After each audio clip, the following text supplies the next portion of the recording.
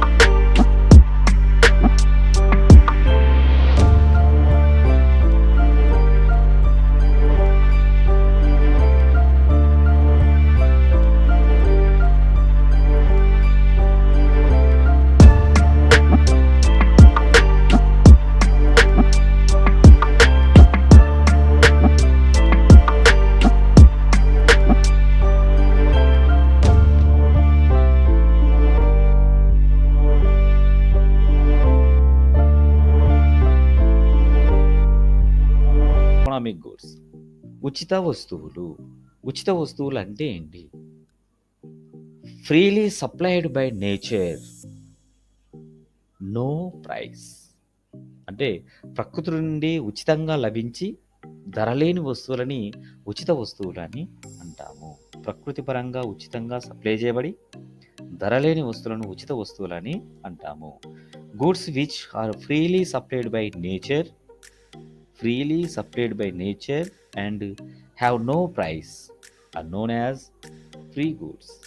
Price లేకుండా అంటే ధర లేకుండా ఫ్రీలీ సప్లైడ్ బై నేచర్ అంటే ప్రకృతి నుండి ఉచితంగా లభించే వాటిని ఉచిత వస్తువులు అని అంటారు. ఉదాహరణకు పైన సూర్యరశ్మి, సన్షైన్, ఇది ఉచితంగా ఫ్రీగా వచ్చినటువంటిది.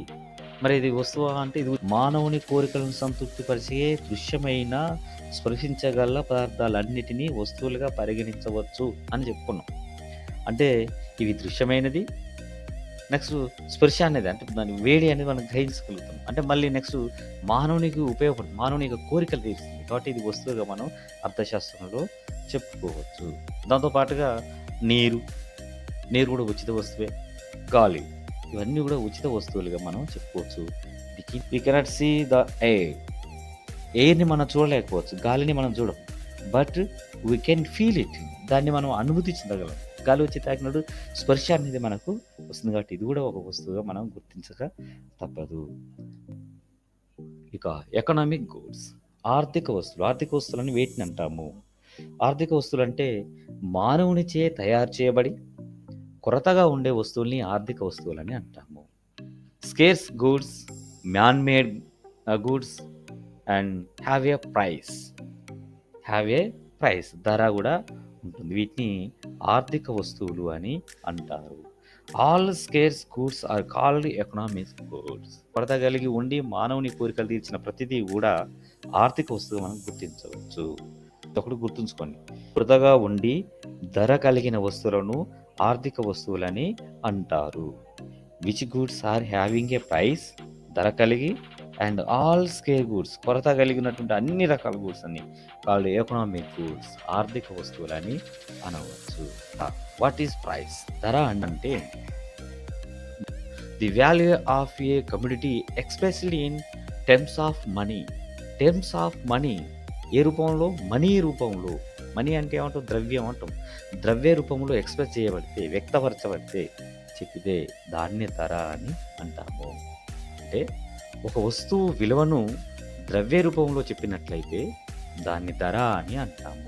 ఒక వస్తువు యొక్క విలువను ద్రవ్య రూపంలో చెప్పినట్లయితే, ఉదాహరణకు ఒక పెన్నుని ఒక 10 రూపాయలు, పెన్ను యొక్క విలువని మనం ద్రవ్య రూపంలో చెప్తున్నాం. 10 రూపాయలు ద్రవ్యము అంటే మనీ అర్థం. మనీ అంటే డబ్బులు అనే అర్థం చేసుకోవాలి. Distinction between free and economic goods. ఉచిత వస్తువులకి ఆర్థిక వస్తువులకి మధ్య ఉన్నటువంటి తేడాలను గురించి ఇప్పుడు మనం చర్చిద్దాం. ఉచిత వస్తువులు number 1, free gift of nature. ఉచిత వస్తువులు అనేవి ప్రకృతి ప్రసాదించబడినవి, ఉచితంగా లభిస్తాయి. ఇలాంటి వస్తువులనే ఉచిత వస్తువులని అంటాము. సముద్రపు నీరు, సముద్ర goods which are freely supplied by nature. ఇక్కడ ఉన్నట్టు ఇసుక, ఇది ఎడర్లో ఉన్నట్టు ఇసుక, ఇది మానవుడు తయారు చేసింది కాదు. అంటే free supplied by the nature, నేచర్ని సప్లై చేయబడింది. ఎయిర్ను కూడా మనం ఫీల్ అవుతూ ఉంటాం, గాలి, అది కూడా ఫ్రీగా సప్లై చేయబడిందిగా మనం చెప్పుకోవచ్చు. అంటే ఉచిత వస్తువులు అనేది నేచర్ నుండి వచ్చినటువంటిది, ప్రకృతి ప్రసాదించబడినది. కానీ ఆర్థిక వస్తువులలో నెంబర్ 1 మ్యాన్ మేడ్ గూడ్స్. మానవుని చేత తయారు చేయబడిన వస్తువులని ఆర్థిక వస్తువులుగా చెప్పుకోవచ్చు. ముఖ్యంగా ఆర్థిక వస్తువులు మానవుని చేత తయారు చేయబడతాయి. ఇక second 1 supply is unlimited.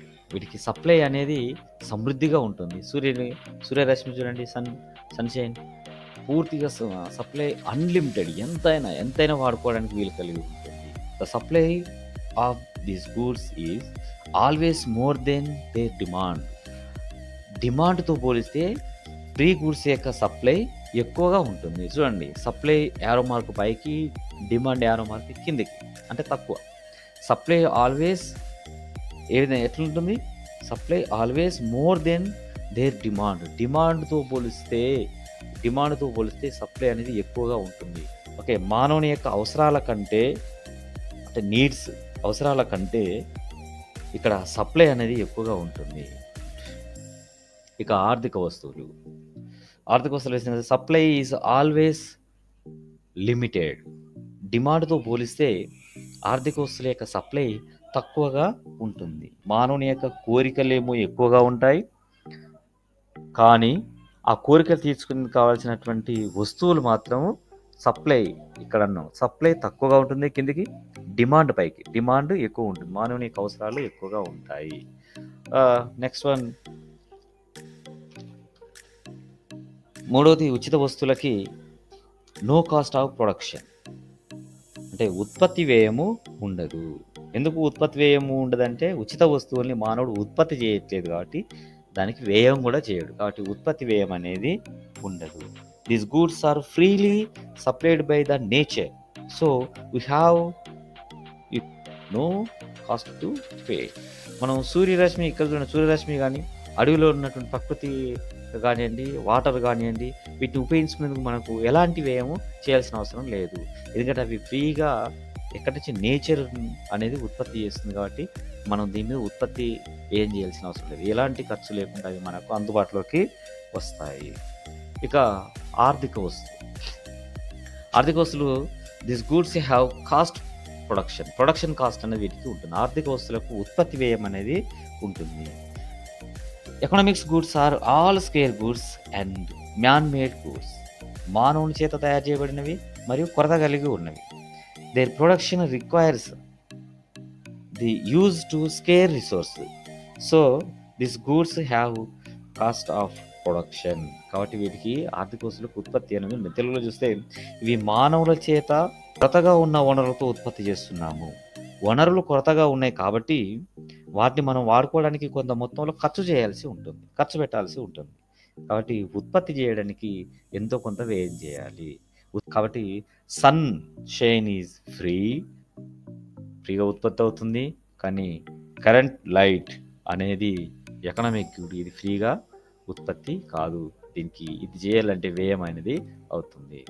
Next one is fourth, this goods command no price. ఉచిత వస్తువులకు ధర అనేది ఉండదు. ఎందుకు ధర ఉండదు అంటే ఉచిత వస్తువులు ఉత్పత్తికి వ్యయం లేదు. దాంతోపాటుగా ఉచిత వస్తువులు అనేవి అవసరానికి మించికి మనకు అందుబాటులో ఉంటున్నవి. గాలి, సూర్యరశ్మి ఇలాంటివన్నీ కూడా. కాబట్టి వీటికి ధర చెల్లించాల్సిన అవసరం అనేది ఉండదు. This goods command no price. Why? Because the supply of free goods is always more than their demand. Therefore we need not pay any price. Okay, next one, fourth one, these goods come on price. అంటే ఆర్థిక వస్తువులకు ధర అనేది ఉంటుంది. ధర చెల్లించి ఆ వస్తువులను మనం వినియోగించాలి. Economics goods are man made goods. Their production requires the use of spare resource. therefore we have to pay price to use these goods. ఆర్థిక వస్తువుల ఉత్పత్తి చేయాలంటే, ప్రొడక్షన్ చేయాలంటే కొరతగా ఉండే వనరులని, స్క్వేర్ రిసోర్స్ని ఉపయోగించాల్సి ఉంటుంది. కావున వీటికి ఖర్చు చేయాలి. మళ్ళీ తిరిగి వాటిని కొనాలంటే, వాటిని వినియోగించాలంటే ఎంతో కొంత ధర చెల్లించాల్సి ఉంటుంది. Next one, fifth one, free goods. ఈ వస్తువులు కేవలం ఉపయోగిత విలువ కలిగి ఉంటాయి. వాల్యుబుల్ యూజెస్, విలువైన ఉపయోగం కలిగి ఉంటాయి. ఉచిత వస్తువులు కేవలం విలువైన ఉపయోగం కలిగి ఉంటాయి. అంటే ఈ వస్తువులకు ఉపయోగిత విలువ ఉంటుంది కానీ వినిమయ లేదా మారక విలువ అనేది ఉండదు. No exchange value. పక్కనే సూర్యరశ్మి ఈజ్ వెరీ ఇంపార్టెంట్. అన్ని జీవరాశులు జీవించాలంటే సూర్యరశ్మి అవసరము. దాంతోపాటుగా మనకు డి విటమిన్ కూడా సూర్యరశ్మి నుండి వస్తాయి. గాలి కూడా ఉచిత వస్తువే. ఆక్సిజన్ ఉంటుంది. ఆక్సిజన్ లేకపోతే మానవుడు జీవించలేడు. అయినప్పటికీ అది కూడా ఉచిత వస్తువే. అంటే economic goods have both values. అంటే economic goods have both value in use and value in exchange. రెండు కలిగి ఉంటుంది. అంటే ఈ ఉపయోగిత విలువతో పాటు వినిమయ విలువ కూడా కలిగి ఉంటుంది. ఇక చూడండి, ఒకదానికి బదులుగా మరొకటి పొందుతూ ఉన్నారు. అంటే economic goods have both value in use and value in exchange because they passes 3 important characteristic. ఈ 3 రకాలైనటువంటి లక్షణాలు కలిగి ఉంటాయి. కాబట్టి యూటిలిటీ, ఉపయోగం ఉంటుంది. అవి కొరత కలిగి ఉంటాయి. నెక్స్ట్ అవి ట్రాన్స్ఫరబిలిటీ కలిగి ఉంటుంది. వీటికి 2 రకాల విలువలు అనేవి ఉంటాయి. ఏంటి 2 రకాలు? ఉపయోగిత విలువ ప్లస్ మారకపు విలువ. అసలు విలువ అంటే వాట్ ఈజ్ వాల్యూ? విలువ అంటే ఏంటి అనే విషయం మనకు తెలుసు. వాల్యూ అంటే this value of any goods is its power to command other goods exchange. అంటే ఒక వస్తువును వినిమయం చేసినప్పుడు దానికి బదులుగా పొందే ఇతర వస్తువులనే ఆ వస్తువు యొక్క విలువ అని అంటారు. The value of any good is its power to command other goods in voluntary exchange. అంటే ఒక వస్తువుని స్వచ్ఛందంగా వినిమయం చేసినప్పుడు దానికి బదులుగా పొందగలిగే ఇతర వస్తువులనే ఆ వస్తువు యొక్క విలువ అని మనం చెప్పుకోవచ్చు. అర్థశాస్త్రం విలువకు సంబంధించి 2 కాన్సెప్ట్ ఆఫ్ వాల్యూస్. దాంట్లో నెంబర్ 1 ఉపయోగిత విలువ, value in use, value in exchange అంటే మారకం లేదా వినిమయ విలువ. విలువ 2 రకాలు, ఉపయోగిత విలువ, మారకం విలువ. నెంబర్ 1 వాల్యూ ఇన్ యూజ్ అంటే ఉపయోగిత విలువ. The capacity of the commodity. a capacity of the community to satisfy human wants. Value-in is refers to the capacity of the community to satisfy human wants. అంటే మానవుల కోరికలు తీర్చగలిగే మానవుని యొక్క human wants అంటాం. మానవుని యొక్క కోరికలు. మానవుల కోరికలు తీర్చగలిగే వస్తువు గల శక్తిని capacity of the community. Community అంటే వస్తువు.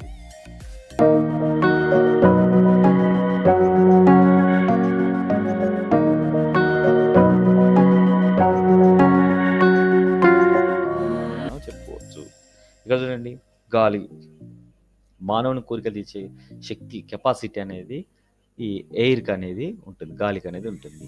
అంటే వస్తువు గల శక్తినే మనం ఉపయోగిత విలువ అని అంటాం. ఎలాంటి శక్తి ఉంటుంది అంటే మానవుని యొక్క కోరికలు తీర్చగల శక్తి అనేది ఉంటుంది. ఇక second one value in exchange. అంటే మారకం విలువ లేదా వినిమయ విలువ అని అంటాం. అంటే వాల్యూ అంటేనే అసలు మానకం విలువ లేదా వినిమయ విలువ అని చెప్పుకోవచ్చు. A commodity can be exchange for. ఒక కమ్యూనిటీని ఎక్స్చేంజ్ చేసినప్పుడు, మార్చినప్పుడు, వినిమయం చేసినప్పుడు దానికి బదులుగా ఎంత మొత్తంలో ఇతర వస్తువుల్ని మనం పొందుతామో దానినే మనం మారకం విలువ లేదా వినిమయ విలువ అని అంటాము. అంటే ఒక వస్తువుని మనం వినిమయం చేసినప్పుడు దానికి బదులుగా పొందగలిగే ఇతర వస్తువులను లేదా ద్రవ్యాన్ని వినిమయ విలువ అంటాం. ఇది గ్రామీణ ప్రాంతంలో మామూలుగా చూస్తూ ఉంటాం. కొంత ధాన్యాన్ని కొట్టుకు కానీ షాప్ కానీ తీసుకుపోయినప్పుడు దానికి బదులుగా మనం కొన్ని వస్తువులు తీసుకున్నాం అనుకోండి, దీన్నే మనం ఏమంటామంటే వాల్యూని ఎక్స్చేంజ్ అంటాం. ఒక వస్తువు బదులుగా ఇంకో వస్తువుని ఎక్స్చేంజ్ చేసుకోవడం. లేదా కొంత ధాన్యాన్ని కొట్టుకి కానీ షాప్ కానీ తీసుకుపోయినాం అనుకోండి, దాని బదులుగా మనం కొంత ద్రవ్యాన్ని పొందుతాం. ద్రవ్యాన్ని కానీ వస్తువు కానీ పొందితే దీన్నే వాల్యూ ఇన్ ఎక్స్చేంజ్ అని అంటాము. ఇక్కడ పక్కన ఉన్న 100 రూపాయలు ఇస్తే ఇక్కడ ఒక లైట్, దీనికి బదులుగా ఇది ఇవ్వడం, ఎక్స్చేంజ్ చేసుకోవడం. ఓకే. 6వ అంశము ఫ్రీ గూడ్స్. జాతీయ ఆదాయ గణనలో ఈ ఉచిత వస్తువులని లెక్కలోకి తీసుకోరు. Free goods not included in national income. These goods are not included in national income. జాతీయ ఆదాయం గణన చేసేటప్పుడు, జాతీయ ఆదాయాన్ని లెక్కించేటప్పుడు ఉచిత వస్తువుల్ని పరిగణలోకి తీసుకోరు, లెక్కించలేదు. 6th one, this goods are included national income.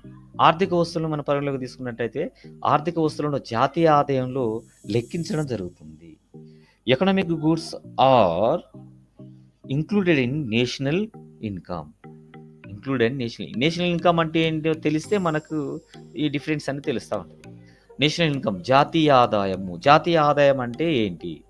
National income is the total market value of all goods and services produced in a country during a given period of time. అంటే 1 year. Given period of time అంటే 1 year అని మనం చెప్పుకోవచ్చు. అంటే ఒక సంవత్సర కాలంలో ఒక దేశంలో ఉత్పత్తి అయిన వస్తు సేవల మార్కెట్ విలువ మొత్తాన్ని జాతీయ ఆదాయం అంటారు. అంటే total market value of final goods and services produced in a year of A country. కాబట్టి ఇక్కడ ఏముంది, ఒక సంవత్సర కాలంలో ఉత్పత్తి అయిన వస్తు సేవల మార్కెట్ విలువ మొత్తాన్ని, మార్కెట్లో విలువ మొత్తాన్ని, మార్కెట్లో విలువ మొత్తాన్ని అంటే ధరలతో మనం కంపేర్ చేస్తున్నాం. కానీ ఉచిత వస్తువులకు ధరే లేదు కదా. ఉచిత వస్తువులకు ధర లేనప్పుడు దాన్ని జాతీయ ఆదాయంలో లెక్కించలేము అని అర్థం. ఒకసారి పరిశీలించాం.